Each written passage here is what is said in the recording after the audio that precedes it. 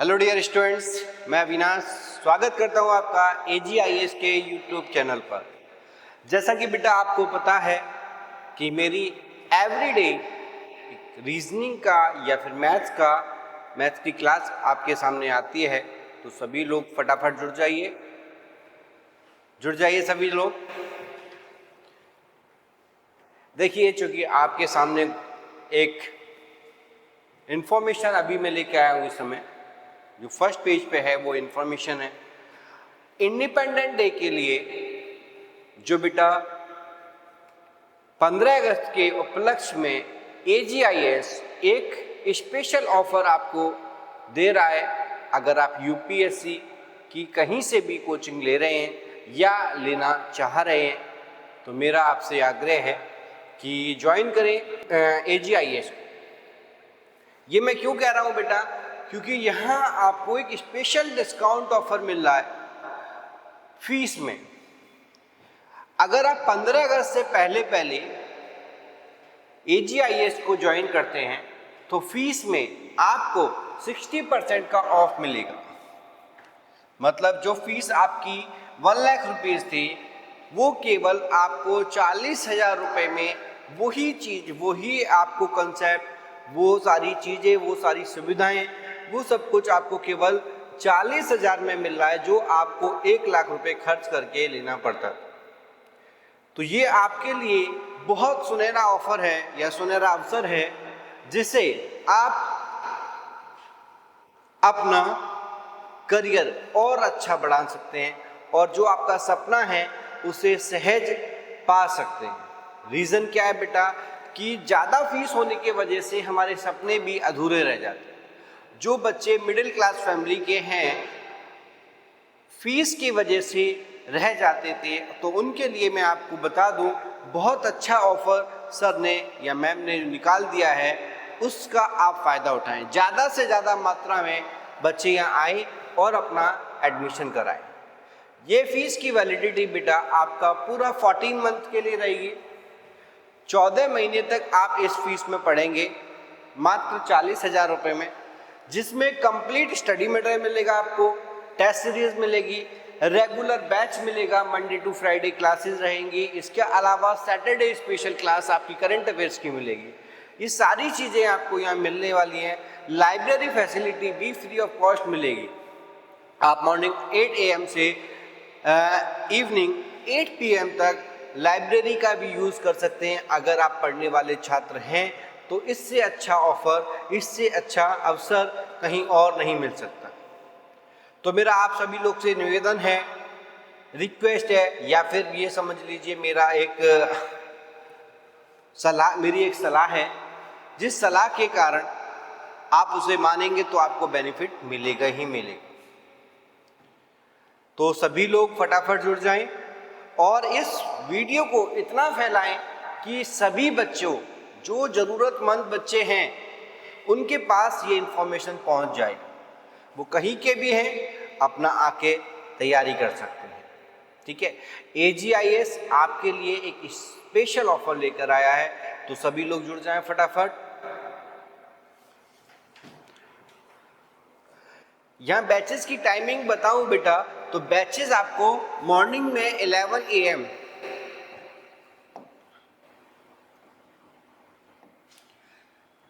Morning में 11 to 1 PM 2 घंटे का बैच रहेगा। 11 से 1 बैच मिल जाएगा, पहला बैच।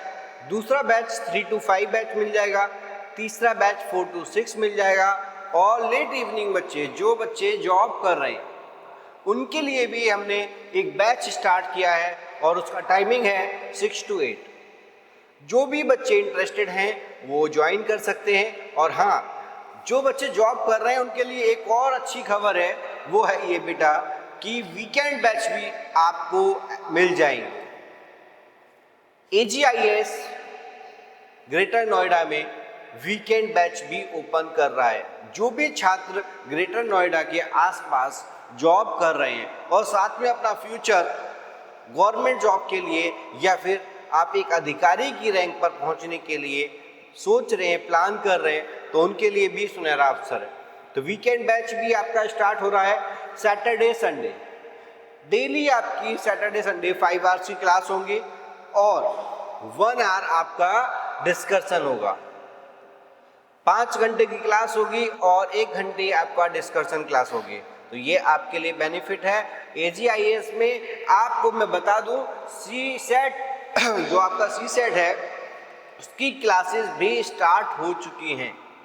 जो भी बच्चे इंटरेस्टेड हैं सी सेट के लिए या कंप्लीट पैकेज के लिए तो आए और अपना रजिस्ट्रेशन कराएं। कोई भी दिक्कत है, कोई भी डाउट है तो ये दिए गए नंबर्स पर आप कॉल कर सकते हैं, ठीक है, और बता सकते हैं सर हमें ये पैकेज लेना है ये या नहीं लेना, ठीक है। तो आज के लिए अभी तो यही है कंसेप्ट।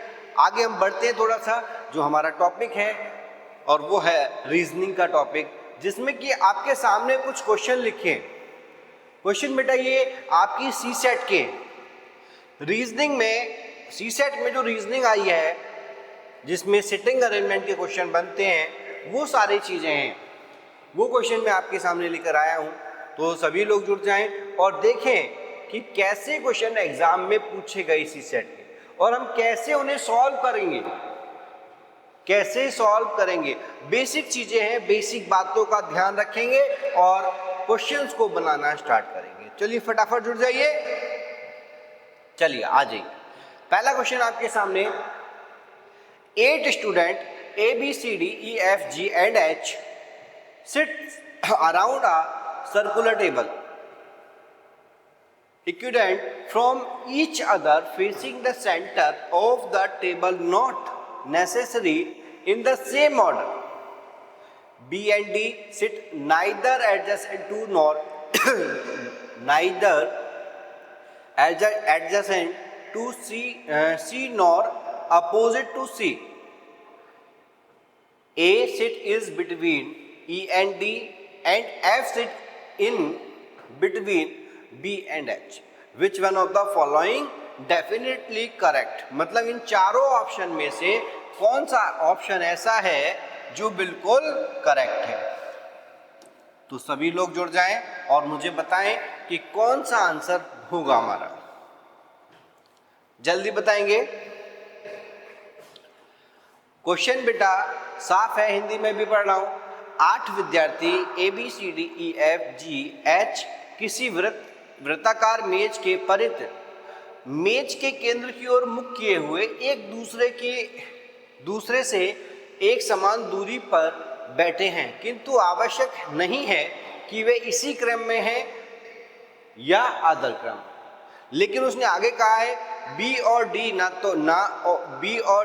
तो सी के निकटतम है ना ही सटीक है। मतलब बी और डी सी के पड़ोसी नहीं है।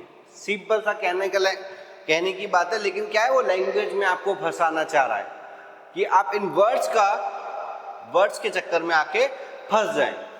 आगे कहा है ना ही सी के ठीक सामने बैठे हैं और ना ही सी के सामने बैठे, ना ही अगल बगल बैठे। कौन? बी और डी। ई और डी के बीच में ए बैठा है, ई और डी के बीच में ए बैठा है और बी और एच के बीच में एफ बैठा है। निम्नलिखित में से कौन सा निश्चित रूप से सही है? ये पूछा गया, बड़ा ही सिंपल सा क्वेश्चन है। क्वेश्चन करते हैं। देखो उसने कहा है एक सर्कल है, एक सर्कुलर टेबल है। ये हमारे पास सर्कुलर टेबल हो गई, 8 लोग बैठे हैं। देखो मैंने आपको बताया है सिटिंग अरेंजमेंट में एक दूसरे के सामने बैठा हो, ठीक है। तो बैठाने का तरीका सिंपल है कि एक दूसरे के सामने 8 लोगों को बैठाना है तो एक दूसरे के सामने बैठा दो। ये एक दूसरे के सामने बैठे। अब उसने कहा है कि बच्चे कहाँ बैठे बेटा? केंद्र की ओर मुख करके बैठे। कहाँ बैठे? केंद्र की ओर। जब भी आपसे ये कहा गया हो केंद्र की ओर मुख बैठे, तो आपको वो सटीक पॉइंट ढूंढना है जो बिल्कुल निश्चित है, जिससे हमें पता लग रहा है कि इसकी वैल्यू यहीं है, इसे यहीं बैठा सकते हैं। जैसे यहाँ हमारे पास each of the facing centre table not. अब इसने यहाँ से हमारा क्वेश्चन यहाँ से स्टार्ट होता है। ऊपर वाली कंडीशन थी डेड लाइन, लेकिन जो ये कंडीशन यहाँ से हमारा जो क्वेश्चन सॉल्व करेंगे वो यहाँ से स्टार्ट करेंगे। B and D sit neither adjacent to C nor opposite to C. क्या हम इस तरीके का कंडीशन लगा सकते हैं? नहीं लगा सकते। क्योंकि इससे इस लाइन से यहाँ तक जो लाइन है, इस लाइन में हमें कहीं भी कोई ऐसा क्लू नहीं मिल रहा है कि हम इस व्यक्ति को यहाँ बैठा दें। ठीक है, तो अभी हम इस लाइन को छोड़ देंगे, आगे बढ़ जाएंगे। A sit between E and D, E और डी के बीच में कौन बैठा है? ए बैठा है। अब देखो ई को यहाँ बैठा दे और डी को यहाँ बैठा दे, तो ए कहाँ बैठा होगा? इन दोनों के बीच में। यही तो बोला है उसने, A sit between E and D and F sit in between B and H. और बी और एच के बीच में, बी और एच के बीच में कौन बैठा है? उसने कहा है एफ बैठा है, ये हमने बैठा दिया। अब सर इसने एक बात और बोली है, D and B sit neither C, D और बी सी के पड़ोसी नहीं है, बिल्कुल सही। आगे उसने कहा है नॉर अपोजिट टू सी, और ना ही वो सी के अपोजिट हैं। तो हम क्या बैठा सकते हैं बेटा इस चीज को? आप मुझे फटाफट बताएंगे, क्या हम सी को कहां बैठाएं? सी को कहां बैठाएं जिससे हमारी जो सेटिंग सही बन जाए? सर अगर हम इस तरीके से बनाते हैं तो पॉसिबल ही नहीं है सी को यहां बैठा। फिर क्या करेंगे सर? कुछ नहीं सर, पोजीशन चेंज कर दें। अगर मैं बी और एच की पोजीशन को चेंज कर दूं, बी को यहां बैठा दूं और एच को यहां बैठा दूं, कोई दिक्कत आएगी? उसने यही तो कहा है बी और एच के बीच में एफ है, बी और एच के बीच में एफ है। अब ना तो बी का अब सामने बैठा है सी, और ना ही डी के सामने बैठा है, तो इसके मतलब क्या है? ना तो हम यहाँ बैठाएंगे और बी के सामने तो ए बैठा है, तो बस हमारा काम हो गया। एच के सामने कौन बैठ जाएगा? सी बैठ जाएगा। अब एक पर्सन बच गया, वो कौन बच गया? A B C D E F G, G रह गया बेटा, तो जी को यहाँ बैठा देते हैं। ये हमारी सेटिंग क्लियर है? क्वेश्चन समझ में आ गया? बैठा दिए हमने 8 लोगों को। अब हमसे क्वेश्चन पूछा गया है which one of the following is definitely correct, मतलब कौन सा करेक्ट है? B is sit between A and G, A और जी के बीच में बी बैठा, नहीं बैठा। पहला कंडीशन गलत हो गई, पहला ऑप्शन नहीं होगा आंसर। दूसरा, सी इज सिट अपोजिट टू जी, सी जी का अपोजिट है, भाई सी का अपोजिट तो एच है, तो ये भी कैंसिल हो गया, ये भी आंसर नहीं हो सकता। तीसरा point, E sit opposite F, E F का अपोजिट है, बिल्कुल सही, ये बात तो सही है। और नन ऑफ दिस का मतलब ही नहीं है, तो हमारा आंसर क्या हो गया बेटा? C option. आंसर क्या हो गया? सी। तो आंसर होगा फर्स्ट क्वेश्चन का सी। आई होप कि आपको समझ में आ गया होगा। अगर जिस बच्चे को कोई चीज़ दिक्कत कर रही है तो एक बार से रिकॉल करके पीछे जाके एक बार फिर देख लें, ताकि आपको चीज़ें समझ में आ जाए मैं क्या बोलना चाह रहा हूँ और क्या मैंने आपको यहाँ सिखाया है। ठीक है, तो इससे आपको पता लग जाएगा कंसेप्ट क्या है। क्लियर है? चलिए नेक्स्ट क्वेश्चन पे आते हैं। नेक्स्ट क्वेश्चन क्या करा? नेक्स्ट क्वेश्चन आपके सामने ये रहा, कंसीडर द फॉलोइंग स्टेटमेंट। हमें कुछ स्टेटमेंट दे रखी हैं और उसमें कहा गया है A B C D E F, ये हमें 6 लोग बैठा रखे हैं। देखो उसने कहा ए इज ओल्डर देन बी, जैसे ही आपको ये कहा जाए ए बी से बड़ा है, सी ए से छोटा है, अगर ऐसा कोई भी क्वेश्चन मिले तो आपको कुछ नहीं करना। एक छोटा सा एग्जाम्पल है, जितने भी लोग बैठे, जितने भी लोगों के बारे में बात की गई है उतने लोग आप लिख लो। यहाँ ए से एफ तक की बात की है, मैंने ए से एफ तक लिख लिए, ए बी सी डी ई और एफ। ये 6 लोग हैं जिसके बारे में बात की गई है। पहली बात कह रहा है वो A and A is older than B, A B से बड़ा है, ए जो है बी से बड़ा है। मैंने एक लाइन खींच दी है, लाइन के आधार पर हम कॉन्सिक्यूट करेंगे, देखेंगे कि कौन किससे बड़ा है और कौन सबसे छोटा है। उसने यही कहा है A is older than B, A B से छोटा है, बी से बड़ा है, ओल्डर की बात कर रहा, बड़ा है। C and D are the same age, C और डी बिल्कुल सेम एज के। अब वो किस एज के हैं मुझे नहीं पता, ये दोनों क्या है? बराबर है। अगर ये 5 साल का है सी, तो ये भी 5 साल का ही है। लेकिन आगे कहा है ई इज यंगेस्ट, ई जो है यंगेस्ट है, यंगेस्ट का मतलब छोटा है, ई सबसे छोटा है, तो ई सबसे छोटा है तो इसकी लाइन हम सबसे छोटी रखेंगे, ठीक है। आगे का है F is younger than D, F जो है छोटा है डी से, एफ जो है डी से छोटा है। अब एफ के बारे में हमें और कुछ क्या बोल रखा है, F is older then A, F A से भी बड़ा है, एफ ए से बड़ा है लेकिन डी से छोटा है, और डी और सी बराबर है तो इसका मतलब डी और सी सबसे बड़े होंगे। दूसरे नंबर पे कौन आएगा, एफ आएगा, तीसरे नंबर पे कौन आएगा, ए, चौथे नंबर पे बी, और पांचवें नंबर पे ई, ठीक है। सबसे छोटा कौन होगा, ई। बी और डी, सॉरी सी और डी क्या है, समान एज के हैं, बराबर हैं, इक्वल है, ठीक है। तो बी हमारा ए से छोटा है, ऐसा बोला है उसने। अब आगे क्वेश्चन क्या पूछ रहा है ये देखो, how many statement given below are required to determine the person या पर्सन्स। अब वो कह रहा है इनमें से कौन सी स्टेटमेंट को, कौन सी स्टेटमेंट से हम ये निकाल सकते हैं कि कौन सा पर्सन इस कथन के अनुरूप है या नहीं। फटाफट बताएं अब।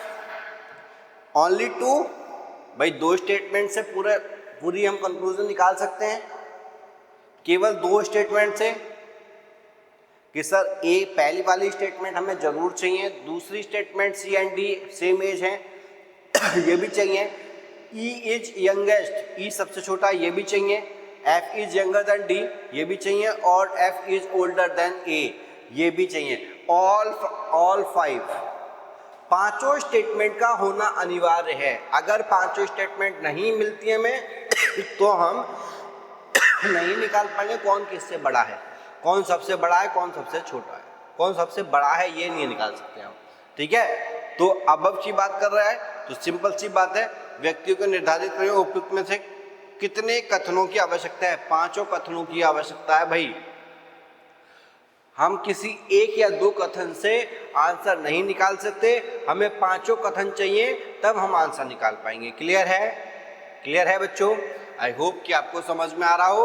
अगले क्वेश्चन पे जाते हैं फटाफट। 7 books, 7 books PQRST U and V are placed side by side. R, Q and T have blue cover and the other book have red cover. Only S and U are new books and rest on the old. Rest are old. P, R and S are law report. The rest are graders,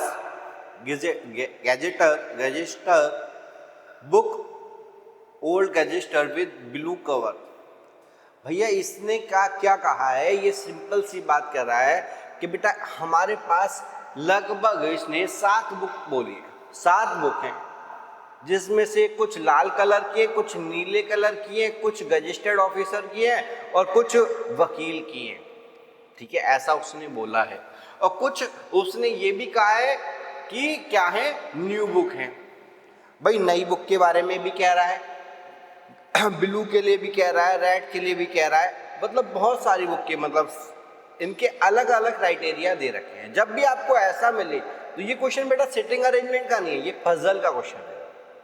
यहाँ आपसे puzzle पूछी गई है, sitting नहीं पूछी गई है, तो ये ध्यान रखना, सिटिंग वाला ही कंसेप्ट हमारा इसमें लगता है, लेकिन क्या है, पजल में हमें पजल की तरह काम करना पड़ता है। इसने कहा है एक अलमीरा है, ये जैसे कोई भी अलमीरा हो उसमें अलग अलग आपको बुक्स रखनी है, तो उन्हें कैसे रखोगे जिसमें आपका रेड भी आ जाए, ब्लू भी आ जाए और न्यू बुक भी आ जाए, ओल्ड भी आ जाए, और इसके साथ साथ आपका गैजेस्टेड ऑफिसर वाली भी बुक आ जाए, और साथ में आपको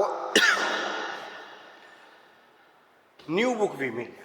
तो उसके लिए क्या करेंगे भाई, कितनी बुक है हमारे पास, टोटल है हमारे पास 7 बुक, तो 7 बुक हैं तो हम बना लेते हैं बेटा एक 7 बुक का फॉर्मेट। पी क्यू, थोड़ी सी जगह कम है, हिंदी का भी क्वेश्चन लिख रहा है, हिंदी में भी लिख रखा है, इस वजह से थोड़ी जगह कम है, कोई दिक्कत नहीं है, हम थोड़ा छोटा छोटा लिखेंगे। P Q R S T you और वी, ये हमारे पास 7 बुक हैं। कितनी है बेटा? 7। अब उसने कहा है इन बुकों के साथ साथ हमें कवर भी दे रखे हैं, जिनके कवर के नाम हैं, मैं इसे एक लाइन में खींच देता हूं। अब कवर के नाम, रेड बुक है, लिख दूं, कोई दिक्कत है? कोई दिक्कत नहीं। रेड के अलावा सर ब्लू आएगी, ब्लू भी लिख लें। रेड हो गई, ब्लू हो गई, और आपसे पूछ रहा है न्यू बुक, अब मैं यहां न्यू बुक भी लिख दूं, कोई दिक्कत है? New book. अब न्यू बुक के बाद उसने कहा है ओल्ड बुक भी हैं, भाई पुरानी बुक भी हैं, कुछ नई बुक हैं और कुछ पुरानी बुक हैं। आगे कह रहा है कुछ हमारे पास पॉलिटी की भी बुक है, मतलब लॉ की बुक हैं। अब मैं इसे LR लिख दूं तो कोई दिक्कत है? लॉ रिपोर्ट को मैं LR लिख दूं, कोई दिक्कत हो आपको तो बता दीजिएगा, वैसे मुझे नहीं लगता कोई दिक्कत होगी। भाई मैं लॉ को LR लिख रहा हूं शॉर्ट में, क्योंकि जगह आगे कम है इसलिए। अब उसने कहा है आगे रेस्ट और रेस्ट आर गजेस्टर्ड, तो गजेस्टर्ड भी ले लो, जी वाली बुक भी ले लो। और कोई बुक है ओल्ड गजेस्टर्ड, मतलब ओल्ड गजेस्टर्ड भी हैं। भाई टोटल कितने ओल्ड न्यू तो दी नहीं है, registered book for old registered with blue cover are.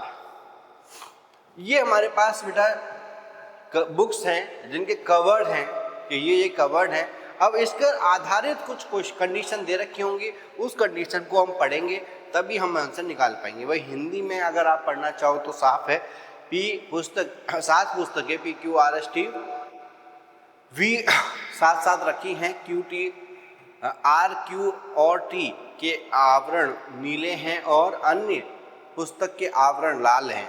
अन्य पुस्तक जो भी हैं मतलब अन्य मतलब RQ और T तो नीले रंग के हैं, बाकी सारे हमारे क्या हैं? रेड कलर के हैं। ठीक है, केवल S और U नई पुस्तकें हैं, S और U नई पुस्तकें हैं, शेष पुस्तकें पुरानी हैं। PQ PR और S विविध रिपोर्ट हैं, शेष रजिस्टर्ड हैं। नीले आवरण वाली पुरानी रजिस्टर्ड कौन सी हैं? बस ये पूछा गया है। अब आपको कुछ नहीं करना बेटा, जो कहा गया है उसे लिख दो, यहां से स्टार्ट करो। RQ और T, RQ and T have blue cover. एक तो R बेटा, इसे और थोड़ा सा मैं रेक्टिफाई कर दूं ताकि आपको भी दिक्कत ना हो, मुझे भी दिक्कत ना हो।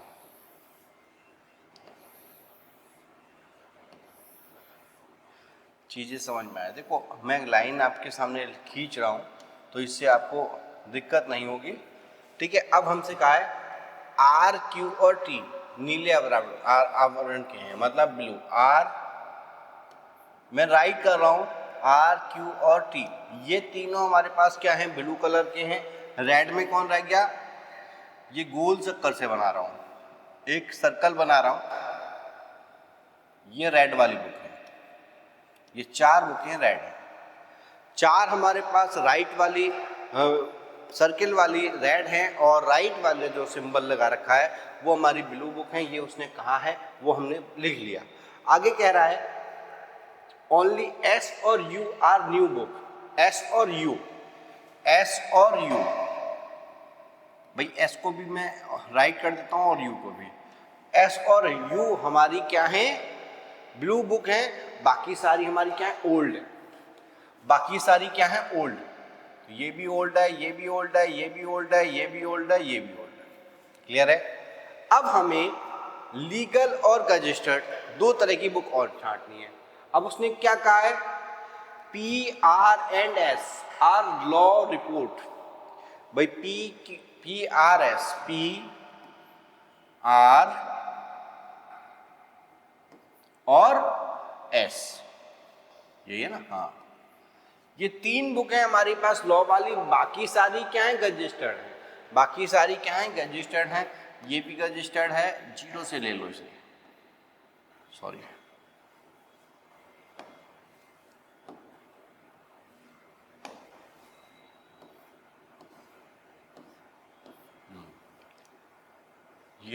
ये और ये वाले, ये सब हमारी क्या है? रजिस्टर्ड। इसमें बेटा ये भी हमारा गलत लगा रखा है। उसने कहा है जो ओल्ड बुक है वो कौन सी है? PRS,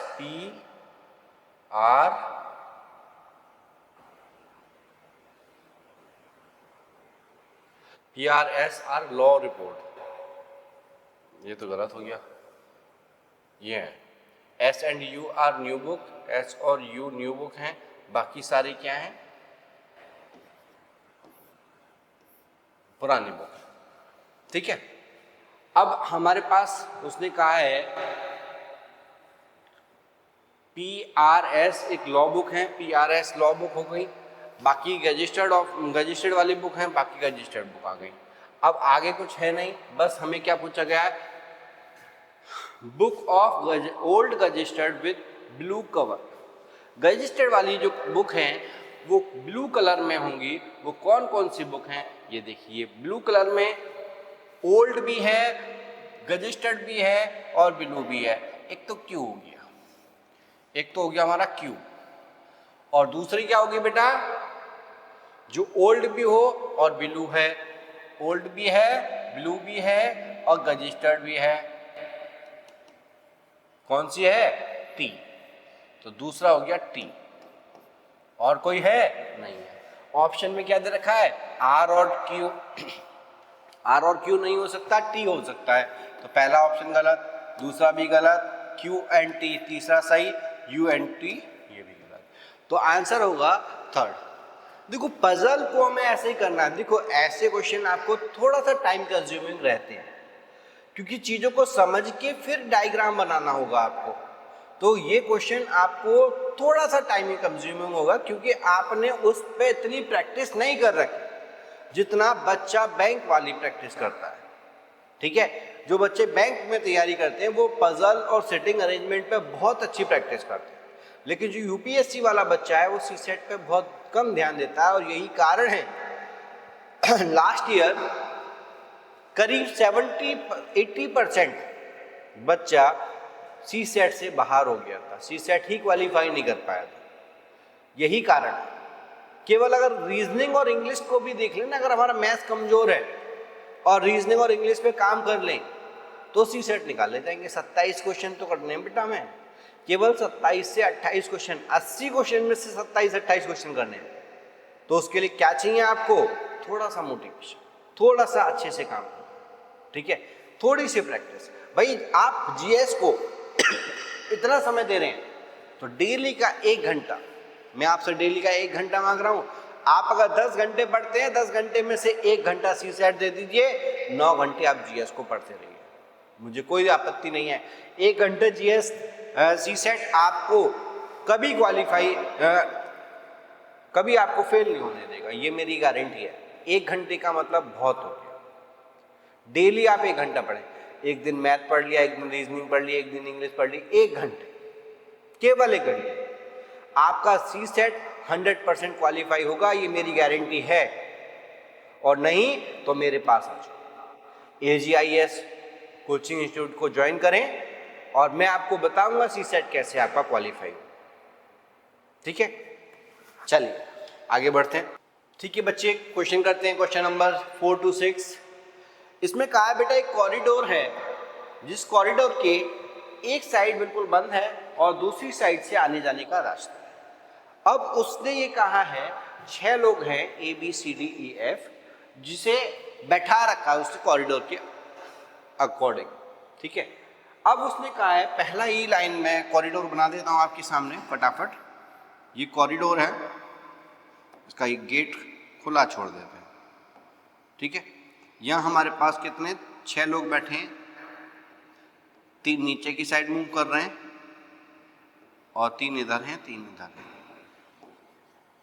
ये आप समझ लीजिए। उसने कहा है both B and C occupied office to the right of corridor. Corridor का राइट में, मैं इधर से कोई व्यक्ति जा रहा है तो उसका राइट क्या होगा, ये होगा, और लेफ्ट क्या होगा, ये होगा। अब हमें लेफ्ट और राइट के अकॉर्डिंग चलना है। बी और C occupied right corridor, right पे बैठे हैं। बी यहाँ हो सकता है या फिर सी हो सकता है। बी यहाँ भी हो सकता है और सी भी यहाँ भी हो सकता है बीच में भी हो, लेकिन बी और C occupied office the right corner and A occupied on the left corner. A बैठा है लेफ्ट में, मतलब ए यहाँ भी हो सकता है, ए यहाँ भी हो सकता है, ए यहाँ भी हो सकता है, ऐसा उसने बोला है। और बी और सी यहाँ भी हो सकता है बेटा, उसने ऐसा नहीं बोला कि यहाँ भी नहीं हो सकता, यहाँ भी हो सकता है। अब उसने कहा है B and C occupied office of to the right of corridor as one enter the office block. मतलब एक ऑफिस ब्लॉक के कोने पे बैठा है, एक यहाँ बैठा, तो बीच में खाली है, बीच में कोई नहीं बैठा, ये उसने कहा है। And A occupied on the left corridor, E and F occupy office on opposite side. E और एफ अपोजिट में बैठे हैं बेटा, तो ई को यहाँ बैठा सकते हैं और एफ को यहाँ बैठा सकते हैं। अपोजिट की बात कर रहा है तो ए यहाँ नहीं बैठेगा। क्लियर है? अब आप उसने कहा है कुछ और भी बोला है, but their office do not face each other. दोनों का ऑफिस एक दूसरे के सामने नहीं है। अगर एक दूसरे के सामने नहीं है तो हो सकता है एफ यहां हो या यहां हो, ऐसा भी है। दोनों अपोजिट में हैं, अपोजिट में नहीं बैठे हैं, तो एफ यहां नहीं हो सकता। भैया उसने ये भी बोला है एफ यहां नहीं हो सकता, एफ या तो यहां होगा या यहां होगा, बिल्कुल ई के सामने नहीं बैठा है। ठीक है, आगे कह रहा है the office of C and D face each other. C और डी का फेस एकदम आमने सामने है। The office of C and D face each other. E does not have corner. Corner पे तो बैठा ही नहीं है, बिल्कुल सही। F office is further down of corridor.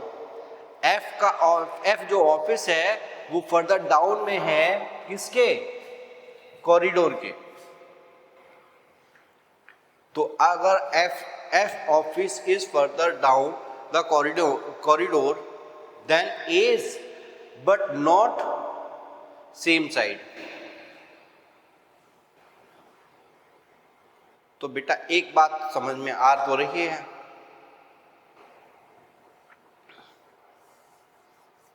तो इसका मतलब क्या है बेटा, ई हमारा यहां नहीं बैठेगा, ए के साइड में एफ नहीं बैठेगा, तो एफ हमारा नीचे बैठेगा। ठीक है, और उसने ये भी कहा है E does not have corner. E does not have corner, अगर ई कॉर्नर पर नहीं है तो कहां बैठेगा बेटा? या तो यहां आएगा या यहां आएगा, दोनों में से कहीं जगह आएगा। E does not have a corner office, मतलब ऑफिस के कॉर्नर में नहीं है, तो कॉर्नर में नहीं है तो यहां होगा ई। तो ए इन दोनों जगह में से कहीं होगा। अब उसने कहा है डी और सी क्या है? Face to each other. E के सामने बी बैठा है, फिर बी बैठाना पड़ेगा क्योंकि डी और सी को बैठाना है बेटा, तो बी हमारा कहाँ बैठा होगा? यहाँ बैठा होगा। अब बचा क्या हमारे पास? डी। ए के सामने कौन बैठा है? एफ। और डी के सामने कौन बैठा है बेटा? बी बैठा है। तो बस सिंपल सी बात है बेटा, हो गया काम खत्म।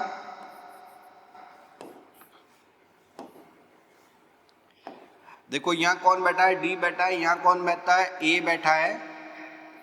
और यहाँ कौन बैठा है? ई बैठा है। और यहाँ कौन बैठा है बेटा, उसने कहा है बी और सी और डी एक दूसरे के सामने है, तो ये सी बैठा। ये हमारा एक कॉरिडोर बन गया। अब इस पर आधारित कुछ क्वेश्चन भी होंगे तो उन्हें हम सॉल्व करेंगे। फटाफट आगे बढ़ जाते हैं। वो कह रहा है if E sit in his office and face corridor whose office is to left, मतलब यदि ई अपने कार्यालय में गलियारे की ओर मुंह करके बैठा है तो उसकी बाहीं और लेफ्ट में कौन होगा, ई के लेफ्ट में कौन होगा ये दिखाना है। ई के लेफ्ट में, पीछे चलो, ई के लेफ्ट में कौन बैठा है बेटा, अगर ई यहाँ बैठा है तो लेफ्ट कौन होगा, ये हो गया इसका लेफ्ट। सिंपल सी बात है, लेफ्ट ही हो गया, तो लेफ्ट के अकॉर्डिंग बताओ कि इसके लेफ्ट में कौन बैठा है। लेफ्ट में तो कोई नहीं बैठा, लेफ्ट में कोई नहीं बैठा इसके। तो अब क्वेश्चन क्या करा वो देखो, ई के लेफ्ट में कौन बैठा है,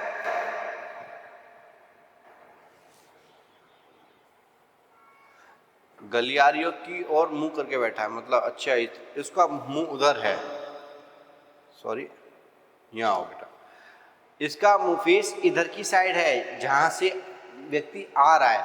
अगर फेस इधर है तो इसका लेफ्ट कहाँ होगा बेटा, नीचे की साइड होगा। और नीचे कौन बैठा है, बी बैठा है। तो ऑप्शन में क्या दे रहा है, ऑप्शन में बी है, बिल्कुल है। तो ऑप्शन नंबर बी हमारा पहला ही करेक्ट होगा। क्लियर है, क्योंकि उसका फेस किधर है, गलियारे की ओर है। हमने साउथ की ओर कर दिया था, जबकि फेस उसका कहाँ है, ईस्ट की ओर था। ठीक है, तो ये ध्यान रखिएगा, उसका फेस के अकॉर्डिंग भी बोला गया तो उसी के अकॉर्डिंग लेंगे। Who is F immediate neighbour, F का पड़ोसी कौन है, केवल ए और डी, केवल सी, केवल बी और सी। फटाफट देख लेते हैं, एफ का पड़ोसी कौन है, केवल ए। चलिए बेटा क्वेश्चन करेंगे फटाफट, जल्दी मुझे आंसर देंगे इसका। ये आपका बेटा अल्फाबेट सीरीज का क्वेश्चन है, थोड़ा सा कॉमन सेंस भी यूज करना है इसमें। जैसे उसने कहा है if every alternate letter of the English alphabet from B onward, मतलब जो अल्फाबेट हमें स्टार्ट करने हैं वो किससे स्टार्ट करने हैं, बी से स्टार्ट करने हैं, इंक्लूडिंग बी। बी को हमें is written as lower case small letter and the remaining letter are capital. Then how is first month of the second half of the year, second half of the year का मतलब क्या है, मतलब total 12 महीने होते हैं, तो छठा महीना मतलब जुलाई, जुलाई की बात कह रहा है वो। जुलाई को कैसे लिखा जाएगा उस कंडीशन में, तो ये हमें लिखना है फटाफट। मतलब पहला अक्षर बी से स्टार्ट करना है और बी से हमें जेड तक लिखना है। पहले हमें बड़ा कैपिटल में लिखना है, फिर आपको स्मॉल में लिखना है। सिंपल सी बात उसने कही है, मतलब बी से लिखना है हमें, बी के बाद सी आएगा, स्मॉल में लिखना है, और डी आएगा कैपिटल में लिखना है, ई आएगा स्मॉल में लिखना है, F G H I J K L M N O P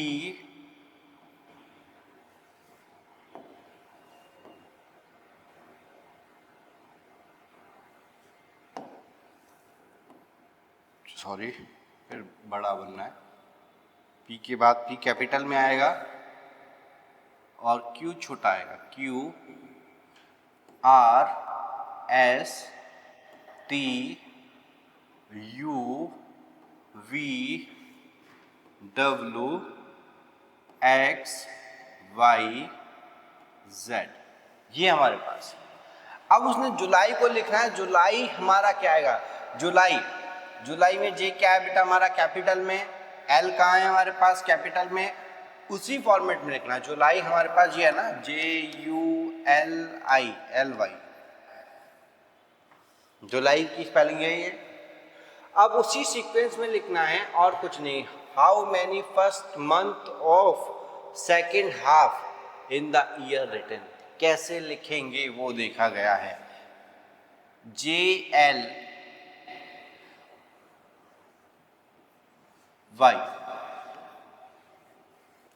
simple सी बात है बेटा। J को हम कैपिटल में लिखेंगे, L को भी कैपिटल में लिखेंगे और U को स्मॉल में लिखेंगे और Y को भी स्मॉल में ही लिख रहे हैं। जैसा उसने बोला है वही हमें करना है। JL कैपिटल में, अब JU आ रहा है कैपिटल में, JU आएगा पहले, सॉरी U ही आएगा, तो हमें U के अकॉर्डिंग लेना है। जुलाई की स्पेलिंग तो U है ना, J और U स्मॉल में, L कैपिटल में, Y हमारे पास ये, तो ये हमारा आंसर होगा। तो ऐसा कहीं हमें दिखाई दे रहा है? सर पहला ही ऑप्शन हमें दिखाई दे रहा है, आंसर पहला ही होगा। भाई अगर दूसरा ऑप्शन देखते हैं, U L Y तीनों हमारे क्या हैं? कैपिटल में लिखे हैं, जबकि कैपिटल में केवल L है।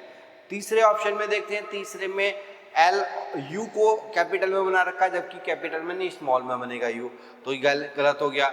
और चौथा ऑप्शन बेटा सेम, L और L को स्मॉल बना रखा है, U को बड़ा बना रखा है, तो ये इसलिए भी कैंसिल हो गया। तो आंसर हमारे पास फर्स्ट होगा। क्लियर है?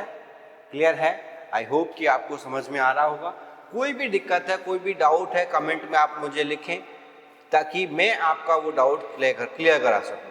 ठीक है, आप ऑफिस के दिए गए नंबर पर भी कॉल करके पूछ सकते हैं कि सर इसमें कोई डाउट है तो ये बता दीजिए। ठीक है, इसके अलावा मैं आपको बता दूं, कोई भी आपको टॉपिक पढ़ना है कि सर इस टॉपिक के कुछ क्वेश्चन रुकते हैं, तो उस टाइप के क्वेश्चन भी अगर आप करना चाहते हैं या नेक्स्ट मैं क्या आपको पढ़ाऊं, ऐसा भी आप कुछ मुझे सजेशन देना चाहते हैं तो वो भी बता सकते हैं। आप अपने कमेंट में ये मुझे लिख के बताएं कि सर हमें नेक्स्ट टॉपिक ये पढ़ा दीजिए, मैं वही टॉपिक आपके लिए लेकर आऊँगा। आगे चलते हैं फटाफट। आगे क्वेश्चन नंबर 7 से 9, मतलब 3 क्वेश्चन है, 7, 8, 9, 3 क्वेश्चन। ये HW है, होमवर्क है बेटा, ये आपको करके मुझे बताना है, ये आपको मुझे करके बताने हैं कि इनके आंसर क्या आएंगे।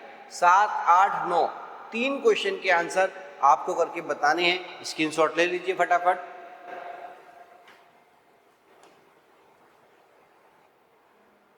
सात, 8, 9 जल्दी जल्दी स्क्रीनशॉट ले लीजिए। एक बार फिर मैं आपको दिखा देता हूं, ये डायरेक्शन है, इसकी हिंदी की डायरेक्शन नहीं है बेटा, इंग्लिश की डायरेक्शन है। कोई भी डाउट हो तो बता दीजिएगा, कोई दिक्कत नहीं है। इसके अलावा ये 7, 8, 9 ये क्वेश्चन आपको मुझे होमवर्क में, मतलब कमेंट में कमेंट करके बताने, सर 7 का आंसर ये है, 8 का आंसर ये और 9 का आंसर ये। क्लियर है? चलिए और आगे बढ़ते हैं। तो आज के लिए इतना ही, फिर मिलेंगे कुछ नए क्वेश्चंस के साथ। यूपीएससी में जो आए प्रीवियस ईयर में क्वेश्चन आए हुए हैं उनके साथ नेक्स्ट क्लास में फिर मिलेंगे। आज के लिए इतना ही। All the best, thank you बेटा।